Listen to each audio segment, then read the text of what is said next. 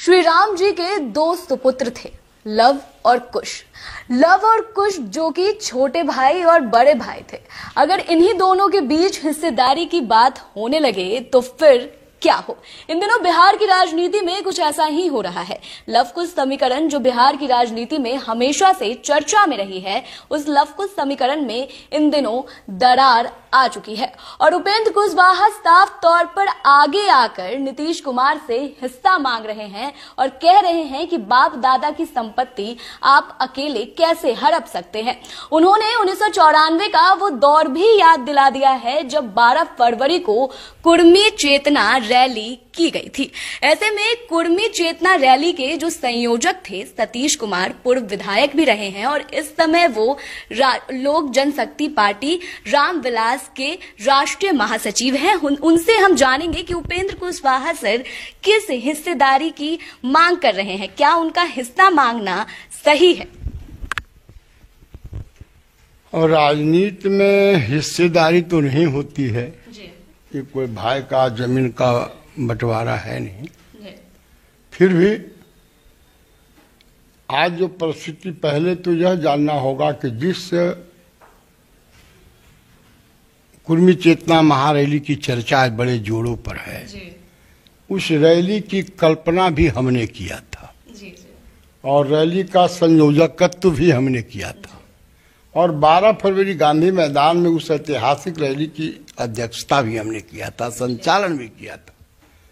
और ये तमाम लोग, जिन लोगों के बीच आज चर्चा है, चाहे नीतीश बाबू हों, चाहे उपेंद्र कुशवाहा हों, चाहे और कोई बाबू हों, किन्हीं का कोई योगदान उसमें नहीं था। हमारे हजारों कुर्मी जात के प्रोफेसर, डॉक्टर, इंजीनियर, सोशल एक्टिविटिस्ट सब लोगों ने हिस्सा लिया था।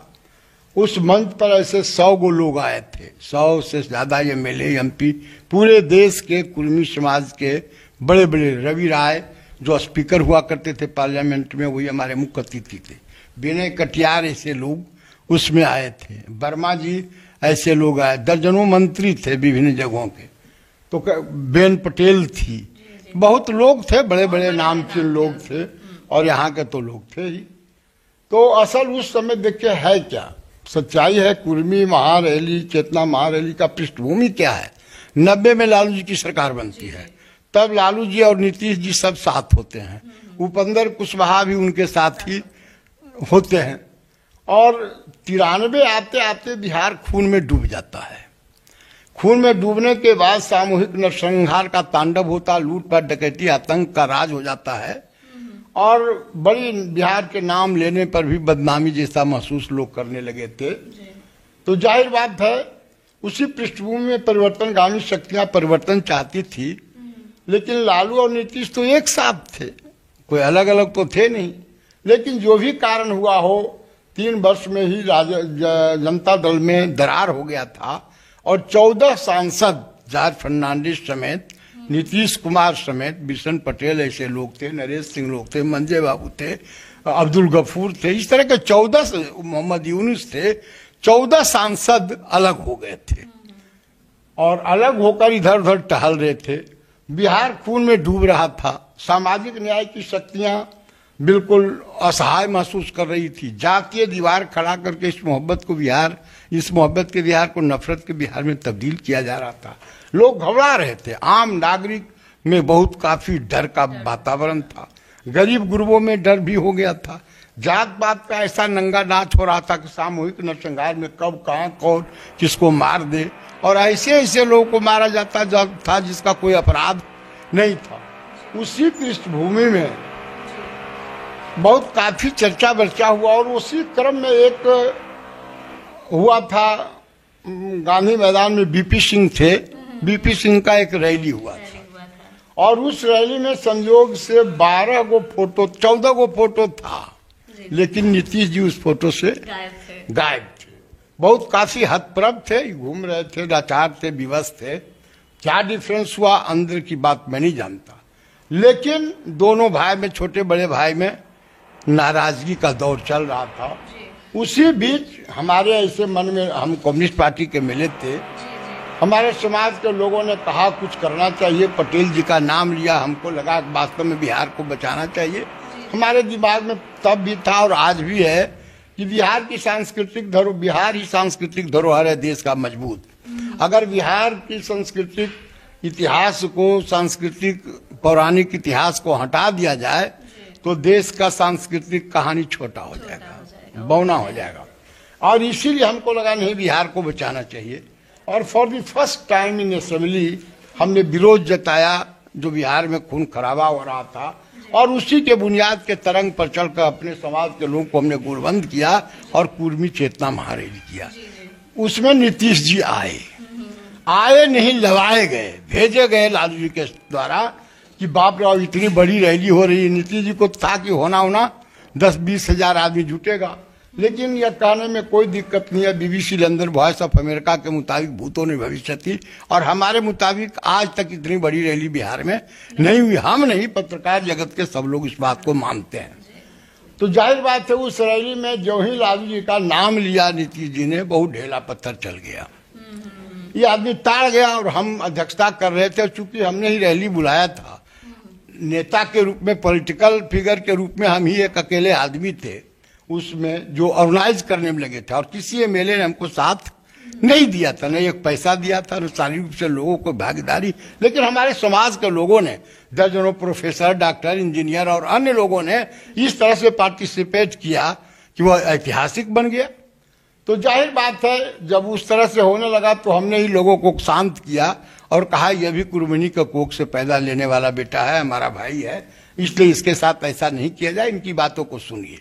फिर जब शांत हुआ हमारे कहने पर, तो फिर इनको जब हमने कहा तो पैटर्न इन्होंने बदल दिया।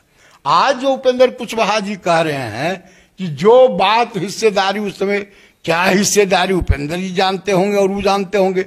मैं तो यही जानता हूं कि सामाजिक न्याय के नाम पर वो सरकार बनी थी, गरीब गुरबा अति पिछड़ा के एकता के बुनियाद पर बनी थी। जाहिर बात है उस समय गरीब गुरबा पर भी अन्याय हो रहा था। अब नीतीश जी ने क्या कहा नहीं कहा मैं नहीं जानता हूं, मैं तो सिर्फ यही जानता हूं कि कुर्सी की लड़ाई थी, चाहत एक दूसरे से टकरा गया और विलग हो गए थे। जी, तो यानी कि सर आप ये कहना चाह रहे हैं कि अभी भी जो चल रही है लड़ाई उपेंद्र कुशवाहा और नीतीश कुमार के बीच में, वो कुर्सी की ही लड़ाई चल रही है, हिस्सा बस दिखावा है, और बिहार की जनता की सेवा करेंगे, पार्टी को मजबूत करेंगे, हम पिछड़ों को आगे लाएंगे, क्या ये तमाम चीजें बस दिखावे के रूप में रखी जा रही है? हाँ। उपेंद्र कुशवाहा जी के अंदर कुर्सी की जो लालसा है वो बहुत ऊपर तक जाग गई है। नहीं, ऐसा हम यह नहीं कहते। हम दो बात इसमें है। एक बात तो यह है कि निश्चित तौर पर लवकुश, जो कुर्मी चेतना रैली के बाद अपने आधार का विस्तार के लिए हमने लवकुश किया। लवकुश जो राम का बेटा उटा की चर्चा है, उस पर हमारा कोई गौर नहीं हमने किया था। हम ऐसे लवकुश अच्छा लगा और नाम रख दिया, और लवकुश एकता मंच एक हमने बनाया और उसका हम बहुत बड़ा कन्वेंशन किया। 7,000 लोग उसमें आए थे 2 दिन कन्वेंशन में। सकरी चौधरी भी उसमें थे, उपेंद्र कुशवाहा कहीं नहीं थे, ना नीतीश कुमार थे ना उपेंद्र कुशवाहा थे। लेकिन आज जो कुछ हो रहा है उसमें हम यह कह सकते हैं कि उपेंद्र कुशवाहा के साथ जिस तरह से अन्याय किया जा रहा है, और वैसे लोग कह रहे हैं कि किराया के घर में हिस्सेदारी मांग रहा है, जिनका समता पार्टी से कोसों दूर तक के कोई संबंध नहीं है। कुछ चौधरी हैं, सिंह हैं, झा जी हैं, यादव जी हैं, जैना सरकार बनी है, नीतीश का 13 सरकार में है, उनका क्या योगदान है? हम डंके के चोट पर कह सकते हैं कि लवकुश एकता बनाने में जो भी थोड़ा बहुत सहयोग किया था, नीतीश से ज्यादा किया है उपेंद्र कुशवाहा ने। हिस्सेदारी वो क्या मांगते हैं, उनके मन के अंदर क्या बात है, लेकिन मैं जानता हूं कि नीतीश बाबू ने सत्ता में भागीदारी के लिए हिस्सेदारी मांगी थी कि हमारे लोग को भी हिस्सा मिलना चाहिए। अब उस रूप में अगर कहते हैं तो कहें उपेंद्र जी, लेकिन उसमें भी चाल है, MLC का सीट जाएगा कि रहेगा, कौन निकालेगा कौन निकलेगा, आप समझते हैं, शायद दुनिया समझती इस बात को। लेकिन हम इतनी बात जरूर कहेंगे कि जो लोग उंगली उठा रहे हैं उपेंद्र कुशवाहा पर, वह गलत है। उपेंद्र कुशवाहा निश्चित तौर पर कर्पूरी जननायक, कर्पूरी वहां जो मंच था उसके अध्यक्ष थे, और नीतीश जी को एक प्रबल संबल प्रदान करने वाले सिपाही नहीं, सिपह सालार थे। आए गए क्या हुआ नहीं हुआ वो लोग जाने, लेकिन आज के तारीख में भी हम कह सकते हैं कि उपेंद्र कुशवाहा पर उंगली उठाने वाला जदयू का जो लोग नेता है, जहां पुच्छी चौधरी जो भी, सब बेईमानी है। इसलिए कि नीतीश बाबू भी जानते हैं कि उन लोग का कोई योगदान नहीं है, और वह यह भी जानते हैं कि जो लोग योगदान किया है सबको दूध में मक्खी की तरह निकाले हैं, फिर उपेंद्र कुशवाहा को भी निकालने के लिए आमादा है। उपेंद्र कुशवाहा ने क्या गलती किया, क्या महत्वाकांक्षा पाला, वो जाने।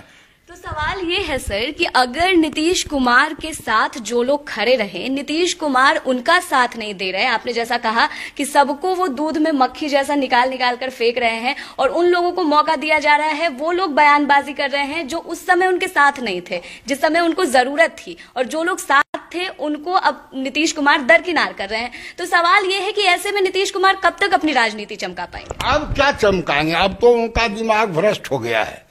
जिस तरह से उलूल जुलूल बात बोलते हैं औरत मर्द में, कि मर्द लगा रहता है, कभी बच्चा कहते हैं चिराग पासवान को, कभी कहते हैं इसको कि चोर बानर है तेजस्वी को, कभी कहते हैं हम मर जाएंगे तो यो नहीं हम जाएंगे बीजेपी में, कहते हैं कभी मिट्टी में मिल जाएंगे। तो अगर इनके बातों पर अगर गौर करिएगा तो वैसा ही व्यक्ति बोल सकता है जो बिल्कुल खत्म हो गया, और इनका उम्र भी हो गया। जैसे तैसे करके आप देखते 17 वर्ष में अभी कौन यात्रा निकाले हैं, समाधान यात्रा। जब 16 वर्ष में आपने समाधान नहीं किया, 17वां वर्ष समाधान क्या कीजिएगा? समाधान यही कर रहे हैं। पहले तो कहे कि हम प्रधानमंत्री बनेंगे, लेकिन सच्चाई है कि अब प्रधानमंत्री क्या बनेगा, मुख्यमंत्री भी रहने वाले नहीं है। एक लाइन में आपको बताऊं कि आज जिस तरह से फिर से उन्होंने कहा कि 25 में नेतृत्व करेंगे लालू जी के बेटा तेजस्वी कोई तेजस्वी यादव। मैं कहता हूं कि उसके अंदर टैलेंट नहीं है, मैंने कहता हूं पढ़ा लिखा नहीं है, हो सकता है, लेकिन तैयो टैलेंट हो सकता है, लेकिन राजनीति में उसकी क्या उसका योगदान है? सच्चाई है कि इस 33 वर्षों से इन दोनों भाइयों ने, बहनों ने और भौजाइयों ने मिलकर लूटा है, और आज बिहार जहां गर्त में है, एक ही व्यक्ति इस देश के, इस राज्य के अंदर है, साफ सुथरा छवि वाला नौजवान चिराग पासवान, जो रालोसपा का, रामविलास का पार्टी का अध्यक्ष है, सांसद भी जम्मू से है। उसने नारा दिया है कि बिहारी फर्स्ट, और बिहार फर्स्ट के लिए संकल्प लिया है, ओथ लिया है कि हम बिहार में परिवर्तन करेंगे और बिहार को फर्स्ट बनाएंगे, बिहारी को भी फर्स्ट बनाएंगे। एकमात्र उपाय, आदमी देखिए घटना दुर्घटना जहां भी होती है वही एक शख्स है, सब जगह वो बिना सोचे समझे जाता है। तो हमारा कहना है कि अब आपने कहा कि उनका नीतीश बाबू का समय लद गया, अब तो उनको स्मरण भी नहीं रहता है कि हम क्या बोले। रोज कसम खाते हैं कि हम ही नहीं करेंगे, करते हैं वही। आप देखिए दारू के सवाल पर 16 में उन्होंने कहा कि मैंने किस तरह का बात किया कि शादी ब्याह में तिलक नहीं लेना चाहिए, बाल विवाह नहीं होना चाहिए, दारू बंद होना चाहिए। महात्मा गांधी का साथ वो सुक्ति है, महात्मा गांधी को रोज याद करते हैं, लेकिन नीति सिद्धांत में कहाँ है? भाजपा के साथ भी गए, आरजेडी के साथ, कांग्रेस के साथ, सीपीआई के साथ, माले के साथ, नीति ध्यान सिद्धांत मेनू अपना कुर्सी बचाना चाहते हैं। अब कुर्सी बचने वाली नहीं है, बिहार की जनता समझ गई, इसलिए जाट साहब को निकाल दिया। आप समझिए, शरद यादव मर गए, लालचंद महतो को निकाला, सतीश कुमार को निकाला, बिशन पटेल को निकाला, सकनी चौधरी को निकाला, निकाल के भगवान कुशवाहा को निकाला, नागमणि को निकाला, नरेंद्र कुशवाहा को निकाला, 3 बार 4 बार आया गया उपेंद्र कुशवाहा को निकाला। अब फिर उपेंद्र कुशवाहा उनके बुलावे पर आए, उन्हीं के बुलावे पर आए, फिर कह रहे हैं जाओ रास्ता देखो। तो इस तरह से इस्तेमाल करना और हटा देना और अपने कुर्सी के हिफाजत के लिए सब कुछ करना बिहार के साथ नाइंसाफी है। बिहार को के राजनीतिक पार्टियों को उसने ठगा, जनता को बिल्कुल ठगने का काम किया। अब बिहार की जनता और तमाम सियासी पार्टियां जान गई है कि नीतीश बाबू क्या है, क्या बोलते हैं, क्या करते हैं। कथनी करनी में तो नहीं है मेल है, आदर्शवादी विचारधारा की बात करते हैं लेकिन बकवास करते हैं। इसीलिए अगर बिहार को बचना है, बिहार की माटी के बेटी का इज्जत बचना है, अक्षुण्ण रखना है, तो एकमात्र विकल्प सिर्फ और सिर्फ विकल्प चिराग पासवान है, जिसका चेहरा साफ है, चाल साफ है, आचार विचार व्यवहार साफ है, नीति और सिद्धांत के बुनियाद पर रामविलास जी का सुपुत्र है। रामविलास जी ने भी कभी इधर उधर कुछ नहीं किया, उन पर कोई दाग नहीं लगा। और आज भी डंके के चोट पर हम कह सकते हैं कि हमारे नेता चिराग पासवान पर कोई महका लाल, कोई छीटा कसी नहीं कर सकता। इसीलिए उपेंद्र कुशवाहा ने जो कुछ कहा है कि कुर्मी चेतना महारैली में जो उन्होंने ये किया था वही हम मांग रहे हैं, मैं समझता हूं इसके अंदर कोई तथ्य नहीं है। उपेंद्र कुशवाहा भी उस मंच पर नहीं थे, लेकिन हम यह कह सकते हैं कि उपेंद्र कुशवाहा भी एक सोशल एक्टिविस्ट थे, जननायक कर्पूरी मंच के अध्यक्ष थे, नीतीश जी के करीबी थे। जिन लोगों के जरिए इनको बेइज्जत किया जा रहा है, मैं समझता हूं वह सरासर गलत है और उपेंद्र कुशवाहा को तरजीह मिलनी चाहिए। जी। जैसा कि साफ तौर पर सतीश कुमार जी ने बता दिया, जो उस मंच का संचालन कर रहे थे, जिन्होंने पूरी रैली का जो पूरी रैली के संयोजक थे, उनका ही ये कहना है कि उस समय किसी भी ऐसी चीज की मांग नहीं हुई थी जिसका जिक्र अभी फिलहाल उपेंद्र कुशवाहा कर रहे हैं कि नीतीश कुमार 1994 में हिस्सा मांग रहे थे। उस समय ऐसा कोई हिस्सा नीतीश कुमार की तरफ से नहीं मांगा गया था। ऐसे में उपेंद्र कुशवाहा अब किस हिस्से की बात कर रहे हैं, किस हिस्से की मांग कर रहे हैं, बड़ा भाई और छोटे भाई का जिक्र करके, अब ये बात उपेंद्र कुशवाहा खुद ही बता सकते हैं कि वो पार्टी को मजबूत करने की जो एक होड़ छेड़ रहे हैं, कहीं ना कहीं वो दूसरी तरफ पार्टी